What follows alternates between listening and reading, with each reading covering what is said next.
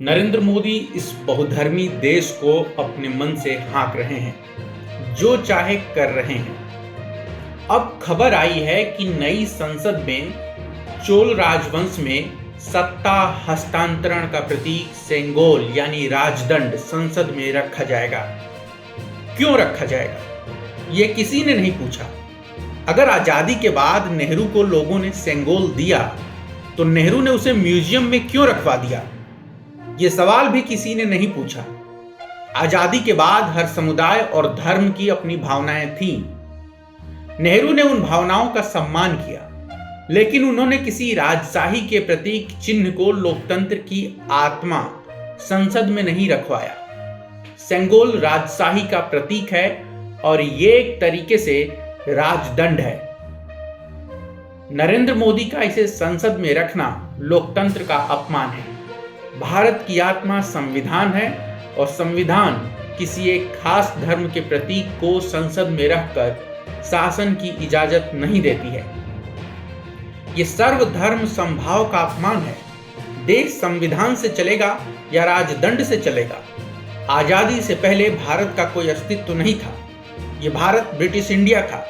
उससे पहले छोटे छोटे नवाबों और जागीरदारों का शासन था, रजवाड़ों का शासन था। 26 जनवरी 1950 को भारत में संविधान लागू होने के साथ ही भारत सर्वधर्म समभाव की आस्था के साथ गणराज्य के तौर पर प्रतिष्ठित हुआ। अगर भारत गणराज्य है तो इसमें राजशाही के प्रतीक की जरूरत क्यों आन पड़ी? नरेंद्र मोदी संसद में राजदंड रखकर क्या साबित करना चाह रहे हैं? क्या वे हिंदू राष्ट्र की भूमिका के तौर पर राजदंड को प्रतिष्ठापित करने जा रहे हैं? अगर नहीं, तो संसद में सेंगोल की क्या जरूरत है? राजदंड की जरूरत क्या है? देश के अल्पसंख्यकों की प्रतिबद्धता संविधान के प्रति है और लोकसभा के स्पीकर की सीट के पास सेंगोल को रखकर क्या जताने की कोशिश हो रही है? ये ध्यान रखिए कि सेंगोल को शिव से जोड़कर देखा जाता है। शिव हिंदू धर्म का हिस्सा है और सेंगोल सत्ता हस्तांतरण का प्रतीक है।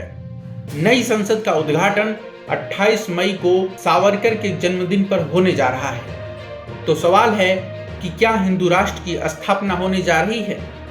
वह हिंदू राष्ट्र जो राजदंड से चलेगा। अंग्रेजी राज और सामंतशाही के प्रतीक जिस राजदंड को जवाहरलाल नेहरू ने संग्रहालय में म्यूजियम में दफन कर दिया था, अब उसे नई संसद में फिर से स्थापित किया जाएगा। हर सुबह इस लोकतंत्र के ताबूत में एक कील ठोक दी जाती है, लेकिन अब ये बहुत हो गया।